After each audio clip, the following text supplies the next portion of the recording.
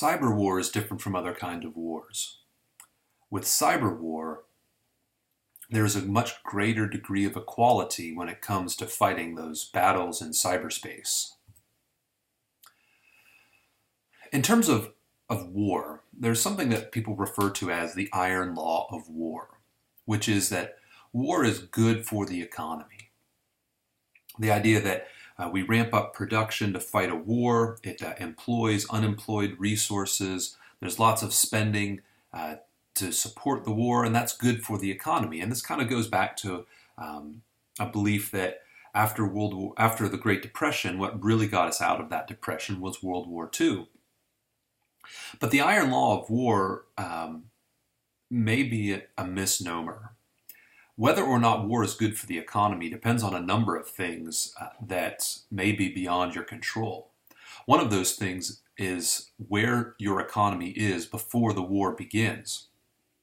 If your economy is doing really well before the war begins, then war may not be the right thing. It may not be good at all. In fact, there is certainly data that would support the idea that there is an inflationary impact from war, so that the prices of goods that are now more scarce start to climb, and that can be bad for your economy. For the iron law of war to hold, your economy really has to stink before the war begins. Another thing to consider is where the war actually is located. For example, one of the things that helped the United States in terms of economic well-being after World War II was the fact that the war was not fought in the United States. For the countries of Europe, the war really didn't do much for their economy other than to drag it down, because after the war was over, so many of their resources are destroyed. So if you're part of a war but not engaged in war in your country, then maybe the iron law of war would hold. Another thing to consider, a third thing, is the duration of the war. A quick war can maybe have some stimulative impact on the overall economy. But if the war is long and protracted and it drags on and on and on, and you continue to devote resources to war, those are resources that cannot be devoted to investment, and consequently, your long-term economic prospects are harmed. Then we finally have the issue of resource mobilization. So war can be good if during your peacetime your resources are underutilized. Therefore, mobilizing those resources, mobilizing unemployed people and underutilized capital can cause those things to be more efficiently used and can be used in production. But if resources are taken away from productive use, then we have a problem of allocative inefficiency, where you're taking resources from where they are very valued and putting them to use in a place where they're not as highly valued, and that can be bad for your economy. So this idea of this iron law of war is kind of a peculiar one. There are data that people will use to show that, hey, the iron law of war is something that holds, that it exists, it's a good stimulation to the economy, but in a lot of cases you can come up with equally well and equally good and probably better data to support the contrary effect. And that gets us to something called the broken window fallacy. The broken window fallacy comes from a French economist, Frédéric Bastiat, who asks the question whether or not war is really good or damage to capital and to buildings. Is that really a good thing for the economy? And the idea, the fallacy, comes from the story where some children are playing in the street, and they're throwing things, and they throw something through a window, and the window breaks. And the person whose window is broken is rather upset about this because they now have to replace the window, and they can't find who did it, and they can't seek any reparations.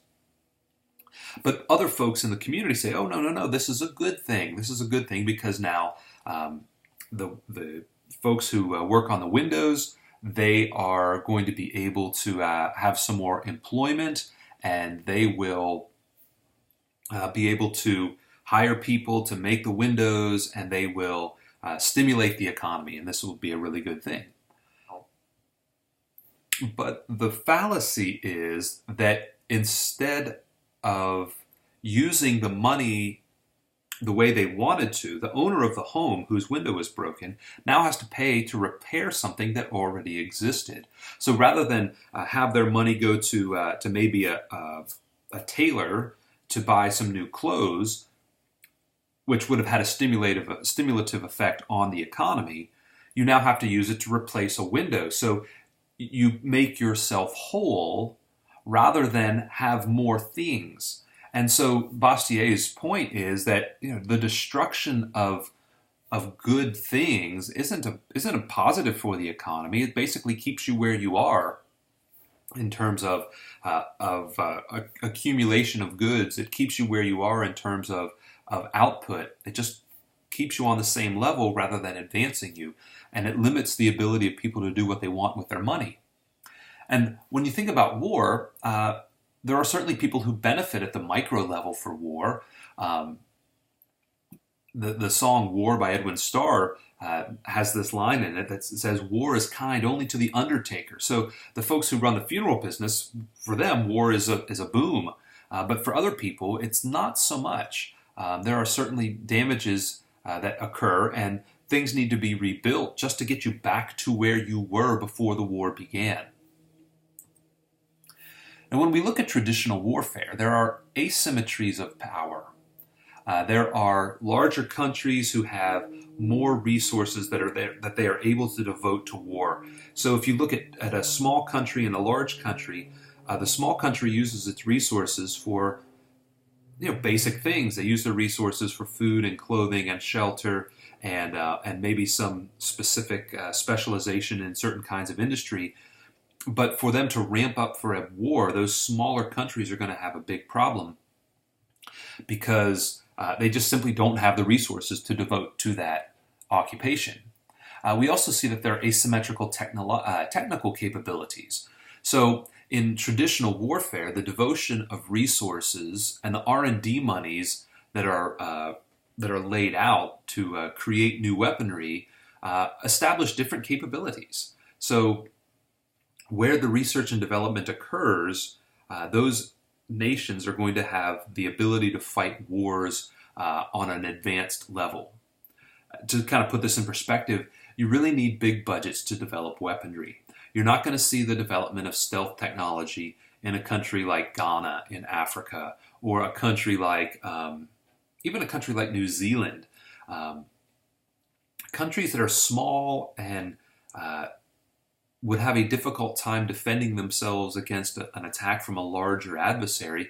They're not going to do this. They're not going to devote their resources to those ends. Those stealth bombers are not cheap, and they're developed in countries that have large GDPs and have large resources devoted to their military budgets. But cyber war is different. Cyber war is very different. And if for no other reason, cyber war reduces a lot of those asymmetries substantially. One of the things you have to worry about in terms of cyber war is that the more connected your economy is to the web, the more vulnerable it is. So in this case, advanced economies have a lot more vulnerabilities at the cyber level because so much of their economy, so much of what goes on is connected to either the internet or some kind of network that can be disrupted. And it's not just military. So there's a sense of, in a conventional war, you attack the military targets. But in a cyber war, your military targets are a little bit harder to distinguish from your civilian targets, just because there's an interaction between the two. So you might want to focus your attention on nuclear facilities like the Stuxnet virus in Iran, but it's a small leap. It's not even a leap. It's sort of a small kind of hop over to the electric grid where the materials or the attacks that you're engaging in can bring down things that are much more important to the civilian population if you're not really, really careful. Not only that, anyone can do it. So as we reduce the asymmetries between large and small countries, what we find is that the opportunity costs of a cyber attack become a lot less. So what are we giving up when we engage in a conventional war? Well, you're giving up potentially many, many, many lives. You're giving up all of these resources that can be used to help economies in a traditional sense because you're reallocating them towards wartime. But the opportunity costs go down with cyber war because you're not giving up as much. All you need are some computer programmers and devoting, sort of moving them away from other part of the economy. Another part of the economy doesn't cost your economy all that much. Additionally, there are a lot fewer risks with cyber wars, and that reduces the cost of war. So the chance of you being killed in a cyber war as the attacker or even as the defender, it's way, way, way, way lower. You might cause some discomfort, you might cause some economic calamity, but as far as loss of life, as far as destruction of infrastructure, there's no bombs that are being dropped. Instead, you're shutting down computer networks. Now, that can have a deleterious effect on the entire economy, but in terms of physical well-being, most people will be able to make it through a cyber war much, much easier and much, much safer than they would through a conventional war. And that reduces the risks. If someone says, well, we could attack, say, Germany and bring down their electric grid, yeah, that's going to cause some problems, but there are other ways to light your house and to heat your house. If we were to, say, drop a nuclear bomb in the middle of Berlin, well, there's very little you can do to escape that. So this idea of asymmetries brings up something we call the cyber war gap. There are certainly information asymmetries that exist once we start engaging in cyber war. It's not like the asymmetrical technical capabilities that I mentioned a little bit earlier. In this case, what we find is that more advanced nations are likely to be better at cyber war, but not necessarily, because it simply doesn't take as many resources to wreak havoc if you're using cyber as your main avenue of attack. When we look at cyber attacks, when we look at cyber war, there are really three areas that we have to pay attention to. There's the offense, there's the defense, and then there's dependence. It would be a really great thing if we only really had to take into account the strength that a country had in terms of their offensive capabilities. How good are they at attacking other nations?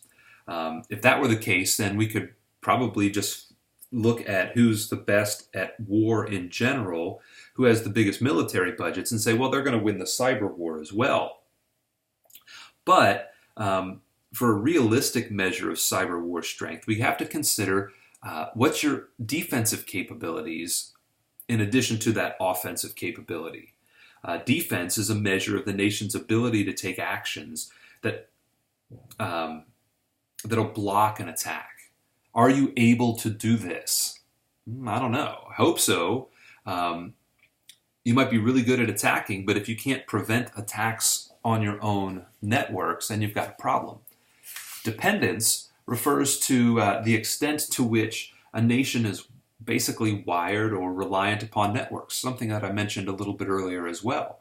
The more tied in to a network, the more tied into the internet you are, the more vulnerable you become in terms of potential cyber attacks. Now, because there are three parts to cyber war, some countries are better able to survive than others. For example, a country like, say, North Korea has the ability to attack because it's pretty easy. And because their economy isn't really all that tied in to the internet or tied into the World Wide Web or to technology as a whole, it's much easier for them to sustain damage because they simply have less to protect. And that creates, again, this cyber gap. So a country like North Korea could use cyber war against the United States and do a lot of damage, while at the same time they may be able to withstand a U.S. cyber war response pretty easily.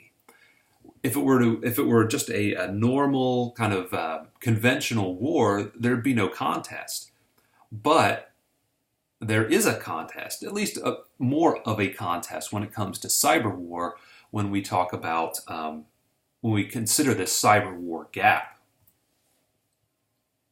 Now, before I wrap this up, one of the problems that we run into sort of on the political front in terms of protection and dealing with issues of cyber war are the marginal costs and the marginal benefits of security.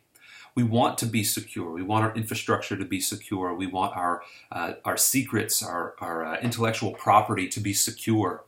And those are some of the marginal benefits that come about with security, but the marginal costs are things that we look at and are not entirely sure we want to incur. And that focuses on the ideas of privacy and protection. How much privacy are you willing to give up to be protected? You may say, well, I've got nothing to hide. I'm willing to give up a lot of privacy, but it doesn't mean that someday you won't have something you want to protect from other people. So this is a political issue that goes back and forth. It sounds like, well, let's just make ourselves more secure, but there are certainly trade-offs that have to be considered. Now, just to kind of wrap up here, I want to take a look at the information security arms race through the perspective of game theory, and try to answer the question and try to illustrate the answer to the question of why state-sponsored hacking is likely to continue despite the agreements between countries. In this particular payoff matrix, we have two countries, the USA and China, and their two choices are whether to hack or not to hack. Again, these would be state-sponsored attacks. The US payoffs are in black, the Chinese payoffs are in red. And let's take a look at these particular payoffs. If we go in here to the northeast box up here, or sorry, the northwest box up here, where both countries hack, then each countries get a payoff of 50. What does that mean? It just means that they're basically equal. And if they decide not to hack, well, then we're down here again, in this time in the southeast box, where both countries are basically on equal footing. They're attacking each other, each one's sort of stealing things from the other. Now, just because those payoffs are the same doesn't mean that the countries are indifferent between the two outcomes. If we start down here in the don't hack box, and let's say that China decides, well, you know what? We have this agreement not to hack, but we're going to do it anyway. Well, that would move us from the don't hack box over here to the box where China hacks and the US doesn't. And the payoffs change tremendously. China's payoff goes from 50 to 90, and the US payoff goes from 50 to 10. So if China was to look at this and consider their best alternative, they would say, you know what? If the United States doesn't hack, well, we'd be stupid to just kind of maintain that position. We'll go ahead and hack because our payoffs, what we get from the action, is going to go up tremendously. So that's good for us. We want to hack if the United States doesn't hack. But, well, let's see what happens if the US hacks and China doesn't hack. That would put us over in this box, this northeast box, and in that case, China would only earn 10, and the US would earn 90. Well, if China saw that, they might think to themselves, well, this is silly. Why are we not hacking when we could be better off? If we hacked, we'd go from 10 to 50. Well, 50 is bigger than 10, so we should hack. And 90 is bigger than 50, and we get the 90 if we hack. So China has a dominant strategy to hack and end up, at least in this column. So the worst they'll do is 50, and maybe they'll get 90. So this is a dominant strategy because no matter what the United States does, China's best alternative is to hack. Well, let's go back here to the don't hack box and look at this from the US perspective. If the US says, oh, we're not going to hack and China's not going to hack and everything will be happy in the world. But if we do hack, if we cheat on some agreement, then we could earn 90 and sort of harm China, which might be a good thing. But we could earn 90. We could be better off, and that's really the focus. we could be better off if we hack, so let's do it. Because 90 is bigger than 50. So the 90 here is bigger than the 50 here. If we are in this box down here where China is already hacking and the U.S. isn't, and they're earning 10, the U.S., could just say, well, you know what? If we want to improve our position, we should hack. We should hack because 50 is a bigger payoff than 10. So the U.S. finds that it is better for them to hack because they get either 50 or 10 if China hacks, and they get 90 as opposed to 50 if China doesn't hack. So the U.S. also has a dominant strategy, and since both countries have a dominant strategy, they'll follow those dominant strategies and lead us to this box, this northwest box where both countries hack. And as a result of that, we see this very likely continuing state-sponsored hacking, because if you don't hack and the other side does, they're going to move far ahead of you. So it's likely, based on this box, and this is just simply a prisoner's dilemma game applied to the information security arms race, it's likely that we're going to see these incidents of hacking continue. They may not be as public, but it is certainly likely that they will continue, simply because these sides, there's not a whole lot of trust between China and the United States.